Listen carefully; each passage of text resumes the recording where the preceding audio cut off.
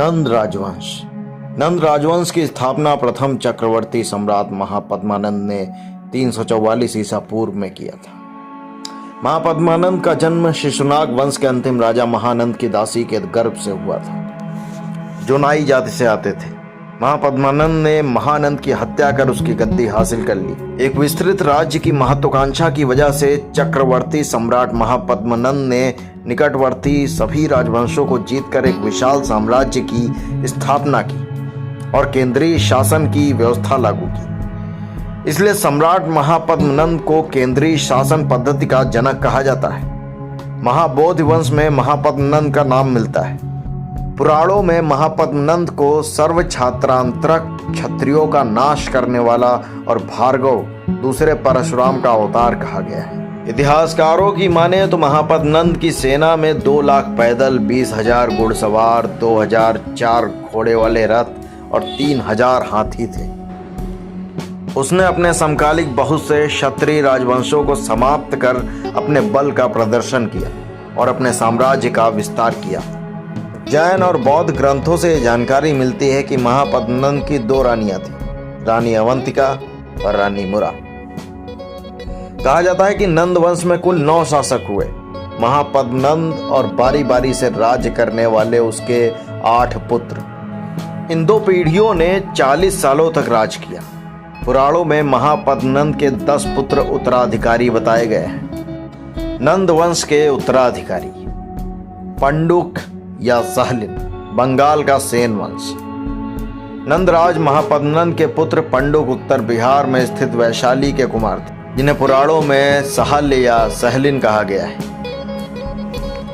उनकी मृत्यु के बाद भी उनके वंशज मगध साम्राज्य के प्रशासक के रूप में रहकर शासन करते रहे। पंडुगति या सुकल। महापद्मानंद के दूसरे पुत्र को महाबोधि वंश में पंडुगति या पुराणों में संकल्प कहा गया है। अयोध्या के नंद राज्य का सैन्य शिविर था, जहां पंडुगति एक कुशल प्रशासक एवं सेना नायक के रूप में रहकर उसकी व्यवस्था देखते थे। भूतपाल या भूत नदी, विदिशा का नदी वंश। सम्राट महापद्मानंद के तीसरे पुत्र भूतपाल विदिशा के कुमार और प्रशासक थे। नंदराज के शासनकाल में उनके पश्चिम दक्षिण के राज्यों के शासन प्रबंध को देखते थे। विदिशा के ये शासक कालांतर में पद्मावती और मथुरा के भी शासक रहे। राष्ट्रपाल महाराष्ट्र का सातवाहन, कलिंग का मेघवाहन वंश। राष्ट्रपाल महापद्मानंद के 4थे पुत्र थे। राष्ट्रपाल की मैसूर के क्षेत्र अस्मक राज्य और महाराष्ट्र के राज्यों की देखभाल किया करते थे। इनके कुल प्रशासक और प्रतापी होने की वजह से राष्ट्रपाल के नाम पर महाराष्ट्र कहा जाने लगा।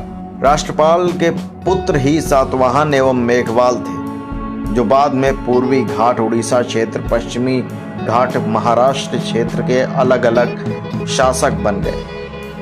गोविशागढ़ उत्तराखंड का कुलिंद वंश। नंदराज महापद्मानंद के 5वें पुत्र गोविशागढ़ ने उत्तरापथ में विजय अर्जित किया था। उनके उत्तराधिकारी क्रमशः विश्वदेव, धनमुहूर्त, बृहदपाल, विश्व शिवदत्त, हरिदत्त, शिवपाल, चेतेश्वर, भानु रावण हुए, जिन्होंने लगभग 232 ईस्वी पूर्व से 290 ईस्वी तक शासन किया। 10 सिद्धक। नंदराज की एक राजधानी मध्य क्षेत्र के वाकाटक में थी, जहां चक्रवर्ती सम्राट महापद्मानंद के 6वें पुत्र 10 सिद्धक ने अपनी राजधानी बनाया।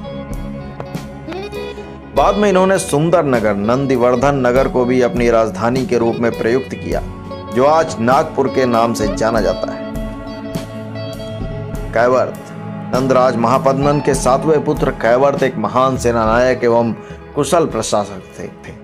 ये अपने दूसरे भाइयों की तरह किसी राजधानी के प्रशासक न होकर बल्कि अपने पिता के केंद्रीय प्रशासन के मुख्य संचालक थे।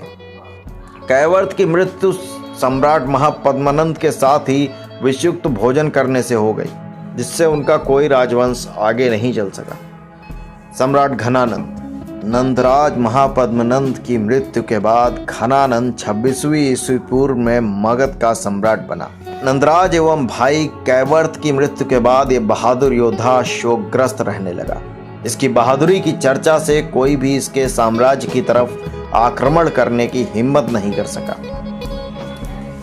विश्व विजेता सिकंदर ने भी नंद साम्राज्य की सैन्य शक्ति और समृद्धि को देखकर ही भारत पर आक्रमण करने की हिम्मत नहीं की और वापस यूनान लौट जाने से ही अपनी भलाई समझी। बौद्ध साहित्य के अनुसार घनानंद को ही नंद वंश का आखिरी शासक माना जाता है।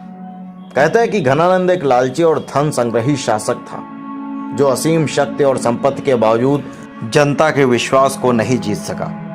उसने महान विद्वान ब्राह्मण चाणक्य को अपमानित किया था, जिसके बाद चाणक्य ने अपनी कूटनीति से घनानंद को पराजित कर चंद्रगुप्त मौर्य को मगध का शासक बनाया।